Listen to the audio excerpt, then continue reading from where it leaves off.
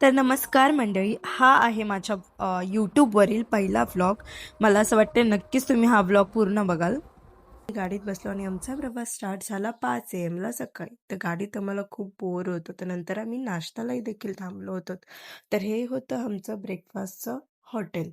तिथे आम्ही सगळे मस्तपैकी बसलो होतो ब्रेकफास्टला.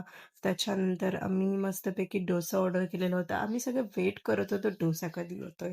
तर हा आम्ही मसाला डोसा, साधा डोसा असे ऑर्डर केले होते आणि काही आणखीन ऑर्डर केले होते. नंतर आमचा प्रवास आणखीन थोडा वेळ चालूच होता. नंतर कोकणचे वाईब, तिथले झाडं, तिथले डोंगर स्टार्ट झाले होते. नंतर हळूहळू कोकण स्टार्ट होऊ लागलं. त्याच्यामध्ये भरपूर अशी सुंदर सुंदर आंब्याची झाडं, काजूची झाडी आणि सुंदर रस्ते वळणावळणीचे हे आम्हाला लागतच होते. नंतर आम्ही खूप सुंदर अशी आंब्याची झाडे, जी एक पावलापावली आंब्याची झाडं होती, काजूची झाडं होती. खूप सुंदर अशी तिथे झाडी होती. जिथे बघाल तिथे तुम्हाला फक्त आंबा आणि काजूचीच झाडे दिसतील.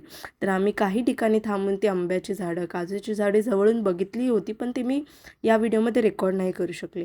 पण सुंदर निसर्गरम्य असं हे कोकणातलं वातावरण मला तर खूपच आवडलं होतं. खूप सुंदर व्ह्यूज तिथे आम्हाला बघायला मिळत होते. मी प्रत्येकच क्षण तुमच्यासोबत शेअर नाही करू शकत. त्यानंतरच आम्ही गणपतीपुळेला पोहोचलो आणि गणपतीपुळेच्या ह्या लाईनमध्ये आम्ही सर्वजण वेट करत होतो. काही रील्स काढत होतो, व्लॉग्स बनवत होतो आणि आम्हाला तिथे खूप जास्त मजा येत होती. सगळेच आम्ही लाईनमध्ये खूप वेळ उभा होतो. सगळे खूप जास्त थकले होते ह्या लाईनमध्ये उभं राहून, कारण की ती लाईन संपतच नव्हती. नंतरच आम्ही दुसऱ्या दिवशी प्रतापगडला जायला देखील निघालो होतो. तर आम्हाला बड्डे सेलिब्रेट करायचा होता, पण आम्ही तो रोडवरच मध्येच उभं राहून करत होतो. तिथे काही फोटो व्हिडिओ शूट करत होतो आम्ही. मागे खूपच सुंदर डोंगर तुम्हाला दिसत असेल. हे डोंगराचे व्ह्यूज मी तुम्हाला दाखवत आहे. प्रतापगड रोड इथे स्टार्ट झालेला होता. आयुष्यात येऊन काय करावे, तर आपल्या महाराष्ट्रातील सगळे जे आपले किल्ले आहेत राजा महाराजांचे, ते बघावेत असं मला तर नक्कीच वाटतं. प्रतापगडच्या पायथ्याशी एक सुंदर असं गाव बनवलेलं आहे, ज्याच्यामध्ये शिवकालीन वस्तू आहेत. खूप भारी वस्तू आहेत तिथे. वस्तू म्हणण्याऐवजी तुम्ही एक शिल्पकला म्हणू शकता त्याला.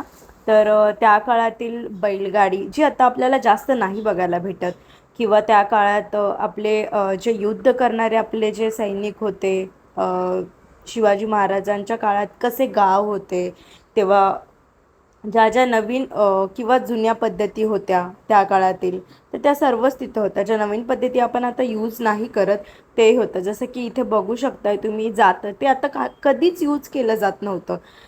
ते खूप आधी यूज करत होते. त्यानंतर इथे जे ताग बनवतात ते होतं. मला त्याचं नाव नाही माहीत आहे. हे जातं होतं, त्याच्यावरती धान्य दळलं जायचं आणि आधीच्या बाया का असंच धान्य. आणि तुम्हाला दिसत असेल, त्या काळात किती सुंदर वातावरण होतं. 2 मावळे शेकोटी शेकत आहेत. त्याच्यानंतर एक चांभाराचं तिथे काहीतरी होतं. शेळी होती, जी वाड्यांसमोर बांधली जायची. हा चांभार आहे. खूप जास्त रिअल वाटत होता हा चांभार. मला तर त्याच्याकडे बघून असं वाटत होतं की मी म्हणजे आधीच्या काळात गेली आहे, शिवाजी महाराजांच्या काळात, आणि तिथल्या सगळ्या गोष्टी अनुभवते मी, असंच मला वाटत होतं.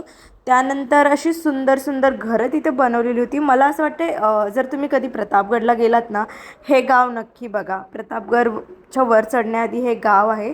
तिथे हा एक वाडा होता. खूप म्हणजे खूपच जास्त सुंदर होता. कदाचित शिवाजी महाराजांच्या काळात ते वाडे असू शकतात तसे. आपल्याला माहीत नाही, आपण कधी बघितलेले नाही आहेत. आणि ही पितळाची भांडी होती तिथे. पूर्णपणे पितळाची भांडी होती. हंडा, कढई, चमचा आणि एक छान सुंदर तुळस होती. तर गुड बाय मंडळी, हा होता माझा पहिला व्लॉग. मला असं वाटतं तुम्ही नक्कीच मला सपोर्ट कराल आणि समजून घ्याल. हीच माझी एक आशा आहे. Thank you so much.